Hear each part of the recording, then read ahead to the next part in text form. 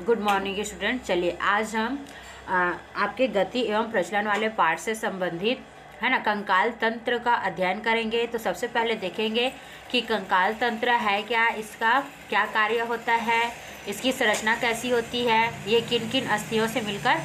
जैसा कि सभी जानते हैं कि हमारे शरीर को निश्चित आकार एवं आकृति प्रदान करने के लिए एक ढांचे की आवश्यकता होती है, क्योंकि इसके अभाव में शरीर न तो चलेगा न तो प्रचलन कर पाएगा, है ना, और न ही किसी कार्य को संपन्न कर सकेगा। इसलिए यही ढांचा कंकाल तंत्र कहलाती है। ठीक है। अतः कंकाल तंत्र का निर्माण अस्थियों, उपास्थियों और इनके मध्य संधियों इत्यादि से मिलकर होता है। अतः हम कह सकते हैं कि अस्थियों, उपास्थियों से मिलकर बने शरीर के ढांचे को ही कंकाल तंत्र कहते हैं। एक पूर्ण वयस्क मनुष्य में, जैसा कि सब जानते हैं ना, कि एक पूर्ण वयस्क मनुष्य का कंकाल तंत्र 206 छोटी बड़ी अस्थियों से मिलकर बना होता है। ठीक है। जो मानव शरीर को क्या करती है, एक ढांचा प्रदान करती है तथा उसे विभिन्न प्रकार के कार्यों को संपादित करने के लिए प्रचलन हेतु भी, है ना, सक्षम बनाती है। अतः इस प्रकार से ये हमारा कंकाल तंत्र होगा, जिसे आप सभी नोट करेंगे। अतः सभी स्टूडेंट्स याद रखेंगे कि मानव शरीर की आंतरिक, है ना, मानव कंकाल जो होती है वो मानव शरीर की आंतरिक संरचना होती है, जो जन्म के समय नवजात शिशु में 270 हड्डियों की बनी होती है और बाल्यावस्था में यह संख्या 350 हो जाती है। तो इस प्रकार स्टूडेंट सभी याद रखेंगे कि यह आपके मानव कंकाल तंत्र का चित्र प्रदर्शित किया गया, जिसमें प्रथम चित्र अग्रभाग का है और द्वितीय चित्र पश्च भाग के कंकालों को प्रदर्शित कर रहा है। तो याद रखेंगे स्टूडेंट्स, मानव का जो कंकाल तंत्र होता है वो एक प्रकार के संयोजी ऊतकों से मिलकर बना होता है, जो आपको अध्याय 7 में प्राणियों में संरचनात्मक संगठन के अंतर्गत पढ़ाया गया था, है ना। और इन ऊतकों की उत्पत्ति भ्रूण के मध्य स्तर या मेसोडर्म से होती है, जो 2 प्रकार का होता है। पहला है ऊतक अस्थि और दूसरे ऊतक को हम उपास्थि के नाम से जानते हैं। उपास्थि एक चिकना तथा लचीला ऊतक होता है जो संरचना को संतुलित करता है और यह अस्थि की तुलना में मुलायम होता है, क्योंकि आप लोग को पढ़ाया गया था कि ये ऐसे ऊतक होते हैं जिसकी आधात्री या मैट्रिक्स जेलीनुमा होता है। ठीक है। यह कॉन्ड्रोसाइट्स से मिलकर बना होता है और यह कॉन्ड्रोसाइट्स कोलेजन तंतु और इलास्टिन तंतुओं से मिलकर बना होता है। अर्थात उपास्थि की जो संरचना होती है वो कोलेजन तंतु और इलास्टिन तंतुओं से मिलकर बनी संरचना होती है, जिसको कॉन्ड्रोसाइट्स बोलते हैं। ठीक है। और कॉन्ड्रोसाइट्स ही आपस में मिलकर क्या करती है, उपास्थि जैसी, है ना, लचीली और जेलीनुमा संरचना का निर्माण करती है। ठीक है। याद करिए इसका, है ना, अस्थि और उपास्थि में हमने अंतर भी स्पष्ट कर लिया है। चलिए तो इसके बाद देखेंगे अस्थि, है ना। तो अस्थि जानते हैं बोन्स या हड्डी। ठीक है। देखिए अस्थि भी कोलेजन प्रोटीन की बनी होती है, लेकिन ये, है ना, मतलब इनमें कैल्शियम फास्फेट नामक तत्व पाए जाते हैं। ठीक है। जो हड्डी को क्या करती है, कठोर और शक्तिशाली बनाती है। ठीक है। और यह है ना अधिक मात्रा, उपास्थि की तुलना में अधिक मात्रा में पाया जाता है। ठीक है। और आपको पढ़ाया भी गया है कि अस्थि की जो मैट्रिक्स या आधात्री होती है वो कैसी होती है, तो दृढ़ तथा है ना, दृढ़ या कठोर होती है। क्लियर हो गया। तो इस प्रकार से आप याद रखेंगे कि मानव का जो कंकाल तंत्र होता है वो 2 प्रकार के ऊतक अस्थि और उपास्थि से मिलकर बना होता है। ठीक है। चलिए तो आगे हम देखते हैं। चलिए स्टूडेंट्स, तो आगे हम बात करेंगे मानव के कंकाल तंत्र, है ना, किन किन ऊतकों से मिलकर बना होता है, ये हमने जस्ट अभी देखा। ठीक है। फिर हम देखते हैं कि मानव का कंकाल तंत्र कितने प्रकार का होता है ना, मतलब मानव में जो कंकाल होते हैं, ठीक है, जिसको स्केलेटन बोलते हैं, वो कितने प्रकार का होता है। तो याद रखेंगे मानव का जो कंकाल होता है वो 2 प्रकार के होते हैं। एक है बाह्य देखो मानव का जो कंकाल तंत्र होता है ना, जैसे आप जानते हो पाचन तंत्र जो पाचक अंगों और पाचक ग्रंथियों से मिलकर बना होता है। ठीक वैसे ही मानव का कंकाल तंत्र किससे मिलकर बना होता है, तो आप याद रखेंगे कंकालों से मिलकर बना होता है। और ये कंकाल कितने प्रकार के होते हैं, तो ये कंकाल 2 प्रकार के होते हैं। एक है बाह्य कंकाल और दूसरा है आंतरिक कंकाल। ठीक है। तो जैसे आपको, है ना, ग्रंथियां पढ़ाई गई, तो आपको 2 प्रकार की ग्रंथियां पढ़ाई गई ना। एक बाह्य ग्रंथि जो क्या होती है, मानव शरीर के बाहर होती है, और दूसरी आंतरिक ग्रंथि जो मानव शरीर के अंदर होती है। ठीक वैसे ही मानव कंकाल तंत्र में कंकाल भी 2 प्रकार के होते हैं, एक जो शरीर के बाहर होती है उसको हम बाह्य कंकाल कहते हैं, और एक जो शरीर के अंदर होती है उसको हम आंतरिक कंकाल कहते हैं। तो चलिए देखेंगे बाह्य कंकाल है क्या। तो ऐसे कंकाल जो है ना मानव शरीर की बाहरी सतह पर पाए जाते हैं उनको बाह्य कंकाल कहते हैं। अर्थात शरीर की बाहरी सतह पर पाए जाने वाले कंकालों को बाह्य कंकाल कहते हैं। बाह्य कंकाल की उत्पत्ति है ना या तो बाह्य स्तर से होती है या तो मध्य स्तर से होती है। ठीक है, मतलब भ्रूण के बाह्य स्तर से या एक्टोडर्म से होती है या तो मध्य स्तर से या मेसोडर्म से होती है। ठीक है, और त्वचा की उपचर्म मतलब जो चमड़ी जानते हैं ना, तो त्वचा की उपचर्म या चर्म ही बाह्य कंकाल के रूप में रूपांतरित होती है। मतलब बाह्य कंकाल का निर्माण कौन करते हैं, तो या तो त्वचा की उपचर्म करती है या तो चर्म ही करती। क्लियर हो गया। तो देखिए बाह्य कंकाल का क्या कार्य होता है। तो बाह्य कंकाल का कार्य होता है शरीर के आंतरिक अंगों की रक्षा करना। जैसे मनुष्य में आप बाह्य कंकाल जानते हैं, बाल, नाखून, ठीक है, रोम, तो मतलब ये सभी क्या होते हैं, बाह्य कंकाल होते हैं। ठीक है, जो क्या करते हैं, आंतरिक अंगों की रक्षा कर या आंतरिक अंगों को सुरक्षित रखते हैं। ठीक है, और आपको हमेशा पता होना चाहिए कि बाह्य कंकाल जो होते हैं वो हमेशा कैसे होते हैं, मृत होते हैं। ठीक है, इस प्रकार से आप याद रखेंगे बाह्य कंकाल क्या है, इनका कार्य क्या है, इसके एग्जाम्पल क्या है। ठीक है, तो चलिए आगे हम देखते हैं अन्य। उसके बाद यदि हम अन्य जीवों की बात करें जैसे कि मत्स्यों में है ना, मत्स्य मतलब मछलियों में है ना, जो सल का होता है जिसको हम लोग अक्सर छिलकर निकालते हैं ना, वो उनका बाह्य कंकाल होता है। ठीक वैसे ही कछुओं में आप लोग देखे होंगे, वो कछुए के है ना पीठ पर या ऊपरी भाग में कवच पाया जाता है, वो भी उनका बाह्य कंकाल है। पक्षियों में देखे होंगे पिच्छ पाया जाता है ना, पिच्छ मतलब पंखनुमा संरचना जो कि उनका बाह्य कंकाल है। स्तनधारियों में बाह्य कंकाल होते हैं है ना, जैसे कि बाल, नाखून, इसको तो आप लोग देखे ही होंगे। ठीक है, तो ये क्या होता है ना, उसके अलावा दांत, ये प्राणियों के अत्यधिक मतलब प्राणियों को सर्दी और गर्मी से सुरक्षित रखते हैं। ठीक है, तो इस प्रकार याद रखें। जैसे कि उदाहरण में आप लोगों को पता होगा है ना, गाय, भैंस, इनके शरीर पर अत्यधिक मात्रा में रोम या बाल पाए जाते हैं, जिसके कारण है ना ये अत्यधिक ठंड को भी सहन कर सकते हैं और अत्यधिक गर्मी से भी अपने आप को सुरक्षित रख सकते हैं। तो इस प्रकार जो बाह्य कंकाल होते हैं वो क्या करते हैं, हमें बाह्य वातावरणों से है ना उसके परिवर्तनों से हमको सुरक्षित रखते हैं। ठीक है, उसके बाद हम देखते हैं दूसरा कंकाल है ना, मानव कंकाल का दूसरा भाग है अंतः कंकाल। देखिए अंतः कंकाल, अंतः मतलब शरीर के अंदर। ठीक है, तो ऐसे कंकाल जो शरीर के अंदर पाए जाते हैं उन्हें अंतः कंकाल कहते हैं। अर्थात शरीर के अंदर पाए जाने वाले कंकालों को अंतः कंकाल कहा जाता है। ठीक है, और इनकी उत्पत्ति याद रखेंगे, बाह्य कंकाल की उत्पत्ति एक्टोडर्म से भी हो जाती है भ्रूण के या मेसोडर्म से भी, लेकिन अंतः कंकाल की उत्पत्ति हमेशा भ्रूण के मेसोडर्म से ही होती है। ठीक है, तो इस प्रकार याद रखेंगे अंतः कंकाल सभी कशेरुकी जंतुओं में पाया जाता है। ठीक है, क्योंकि आप जानते हो हमने जंतुओं को भी उन कंकालों के आधार पर दो भागों में बांट दिया है ना, कशेरुकी जंतु और अकशेरुकी जंतु।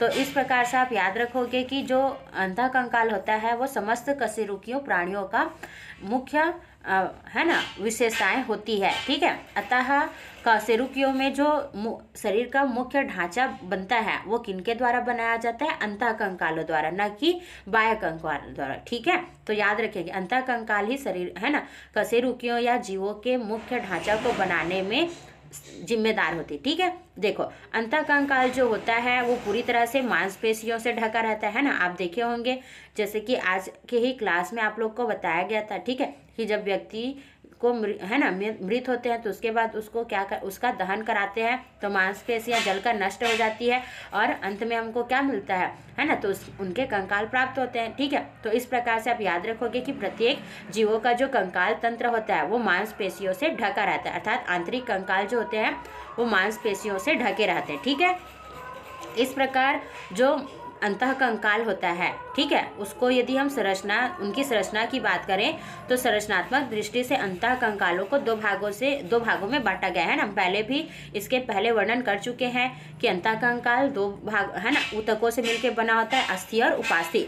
तो इसी को हम कहते हैं कि मानव का जो अंतः कंकाल होता है वो दो भागों से मिलकर बना होता है या दो ऊतकों से मिलकर बना होता है, पहला अस्थि और दूसरा उपास्थि। ठीक है, उसके बाद हम अंतः कंकाल की बात करें तो मानव की जो अंतः कंकाल होती है वो पुनः दो कंकालों से मिलकर बनी होती। ठीक है, मतलब मानव कंकाल दो भागों से बना होता है, एक बाह्य कंकाल और दूसरा आंतरिक कंकाल, है ना। लेकिन जो अंतः कंकाल होती है वो पुनः दो भागों से मिलकर बनी होती है। याद रखें कि अंतः कंकाल पुनः दो भागों से मिलकर बनी होती है।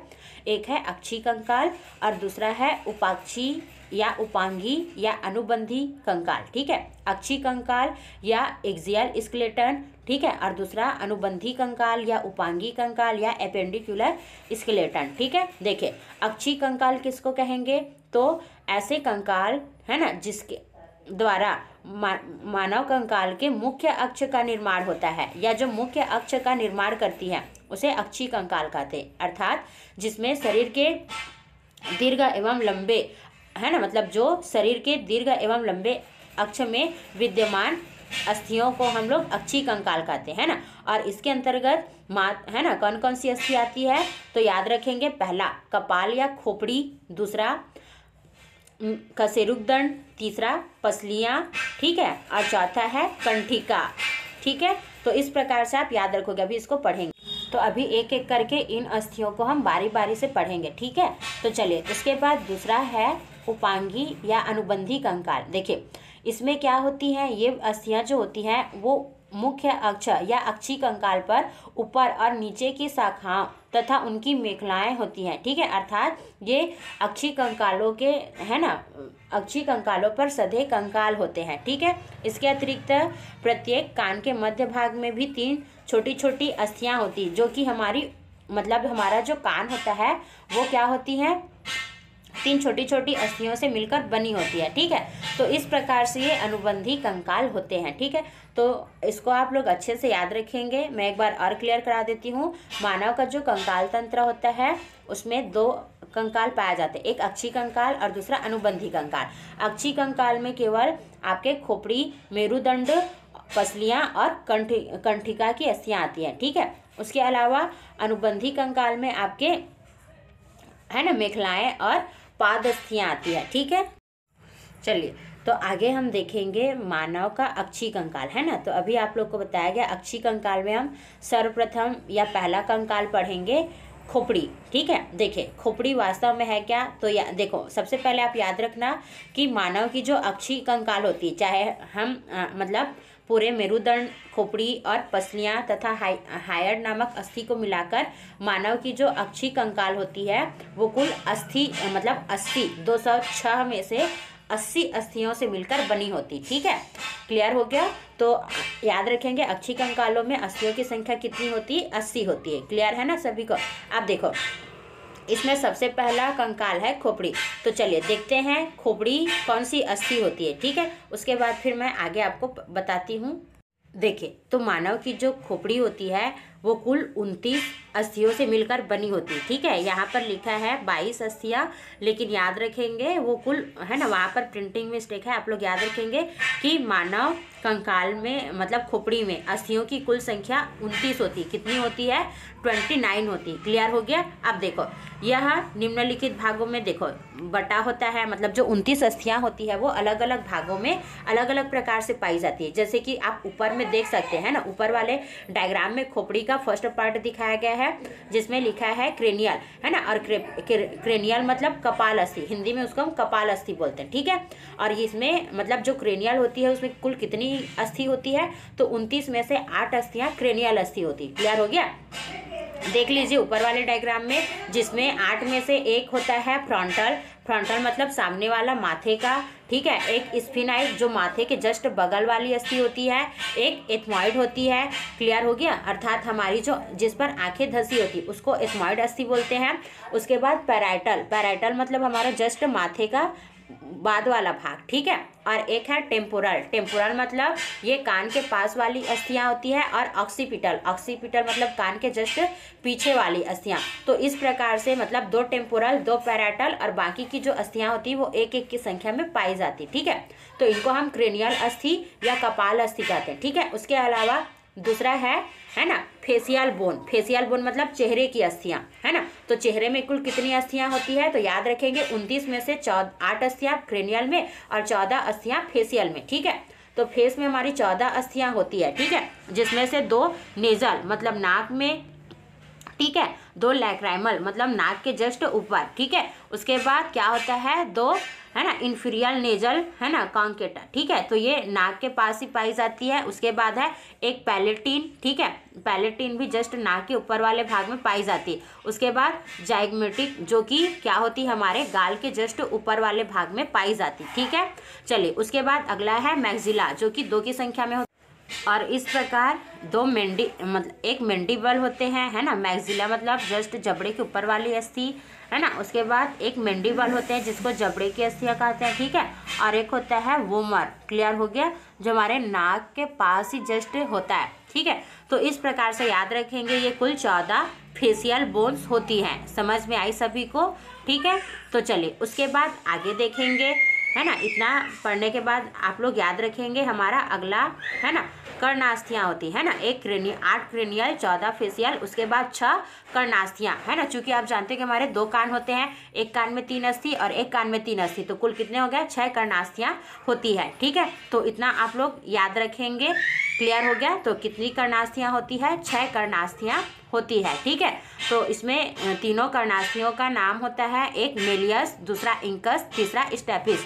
आप लोग ऊपर दिखाए गए चित्र में अच्छे से उसको वॉच कर सकते हैं, ठीक है। तो इस प्रकार आप लोग अच्छे से याद रखेंगे कि खोपड़ी का एकमात्र कार्य है, सबसे महत्वपूर्ण बिंदु ये है कि कर्ण की अस्थियां हमेशा कर्ण के मध्य भाग में होती है, ठीक है। और इसकी जो तीसरी अस्थि है स्टेपिस, वो मानव शरीर की सबसे छोटी जो अस्थि है, ठीक है। तो याद रखेंगे ये जनरल नॉलेज के लिए भी कि मानव शरीर की सबसे छोटी अस्थि का नाम क्या है, तो याद रखेंगे कर्णास्थियां की स्टेपिस, क्लियर हो गया। उसके बाद है ना, मतलब खोपड़ी में एक अन्य प्रकार की अस्थि होती है जिसे मस्तिष्क अस्थि कहते हैं, है ना। और इस अस्थि की संख्या खोपड़ी में 1 होती है, सुरक्षित रहता है, 12, ठीक है। और तो इस प्रकार देखिए 14 और 8 22 हो गया, में पाई जाने वाली अस्थियां हो गई, एक हायर करके 29। इस प्रकार खोपड़ी में कुल 29 अस्थि होती है आपके। और उसके बाद कौन से कार्य है खोपड़ी का कार्य, ठीक है, करा दिया गया है ना स्टूडेंट। तो इतना आप लोग अच्छे से याद रखेंगे और सभी को नोट करेंगे, ध्यानपूर्वक पढ़ेंगे, और कल आपको क्लास में ये सभी चीज़ें पूछी जाएंगी, तो आप लोग लिखने के साथ साथ याद भी रखेंगे।